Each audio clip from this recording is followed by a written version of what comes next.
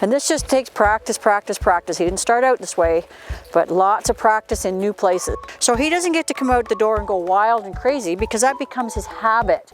We want him to have a habit of a working mindset when he comes out the door and a working mindset when he's ready to start walking. And we hold the leash a certain way. I have the loop over my thumb and it's hard with mitts. Gordy sit, and you notice Gordy's sitting. His choke collar is on so that it comes across the top of his neck like you've seen before, like so. And I'm going to have this, I call this a choice loop in my hand here, and I keep the leash like this. And this is a choke collar. This works the best for Gordy because he can hear the links. So Gordy knows I got food, but I want him to get the reward behind me, always behind me. Not in front or beside when he's on leash, it's behind. So now when we're ready to go, I step forward with the leg that's closest to Gordy, and I might bring my hand out to the side. The leash is loose, my hand is relaxed. Let's go, here. If he takes off, I'm just going to turn and go the other way. He doesn't get to take off like that. And I drop the loop each time I do. So that might take you a while to get out your driveway. Gordy, heel. Just going to back him up. Sit. I want to make sure this choke collar is in front of his e-collar.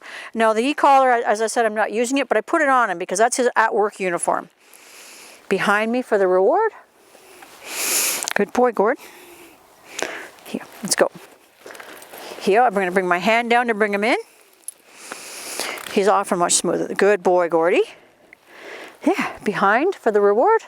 Now we're going to walk out and go straight up the driveway. Let's go. Here. Now when I correct him, I go to the side to put him in proper position, not pulling up and back, because he will lean in. If I do that, he's going to lean into it. Sits, it's loose. The smile in the leash between my hand and his chest. Good boy. Gordy likes food. When he knows you got food, he's going to pay a lot more attention. Good boy. Here we go. Here.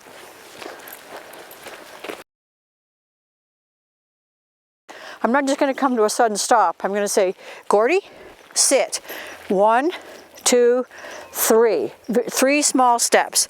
And if he's not sitting, I help him out. Sit. Lots of squirrels here driving him nuts. Gordy, sit. Good. So pressure on, pressure off. Quick pop and release. So I'm going to do some left turns into his space. Good. Heel. Good. That's one way to do it. The other way is you just pull to the side. Heel. Hand out. Heel. Good boy. Heel. See how he swings his back end? Heel. Stepping into his space like that with left turns is also a great way to remind him to look for you. And I'm going to walk at a normal pace. I'm going to slow down. If he keeps going, I drop and I turn. When he catches up, I drop again and turn. Good boy. So it's loose. The leash is loose at all times, and it's up to Gordy to keep it loose. I just steer and give him the information that he needs to keep everything loose. But you wouldn't do this in the city, of course not.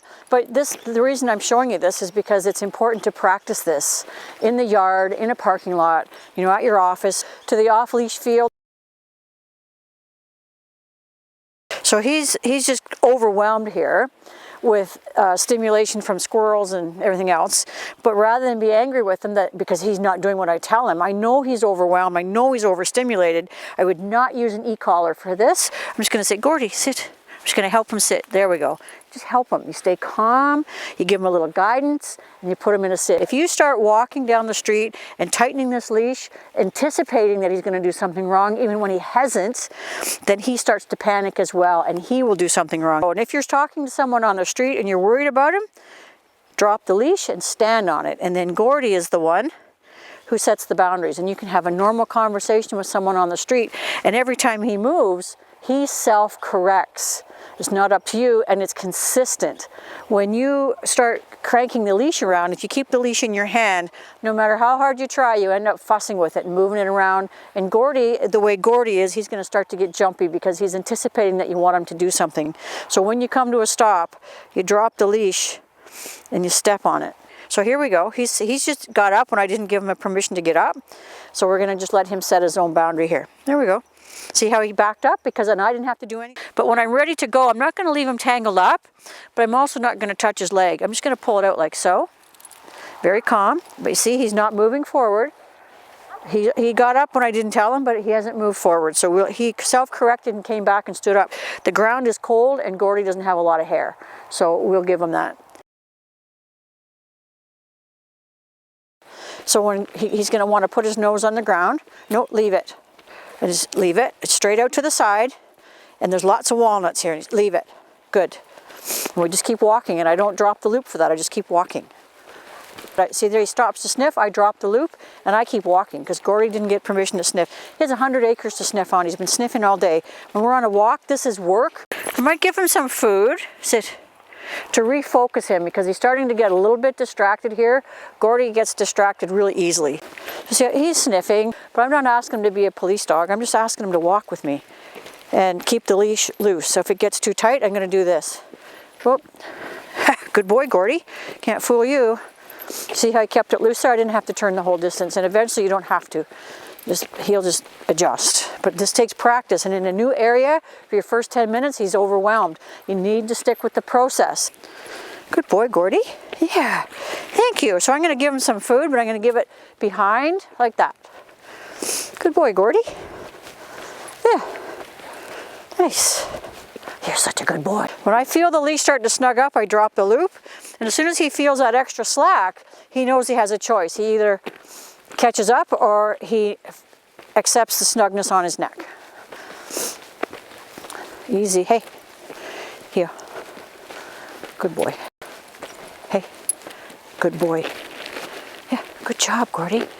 Now I want to turn left, and he's a little ahead of me, so I just bring my hand out to the leash for a guide, and so that he knows it's coming, and just to keep it out of his face and my face. Hey, heel, heel. Good. Now I'm going to make him a little more accountable. Heel, good. I just drop the leash, and we keep walking. Nope. Bring him back into position. This is why you want to do this in a safe place. You don't want to do it in a busy traffic area. Heel. Your driveway or anywhere where you know Gordy's going to be safe, because he needs. This is the beginning of walking him off leash. Ready? Heel. Good. I give him a little hand signal, something to follow. Now when I'm ready to let him go, but I'm going to release him in motion. I don't like to have them sit and go like a coiled spring. Gordy, hey, you're free. Go free. So now he's free to take a break. If you like this video, be sure to subscribe to my channel and ring the bell to get notified about our latest videos. And we'll see you soon.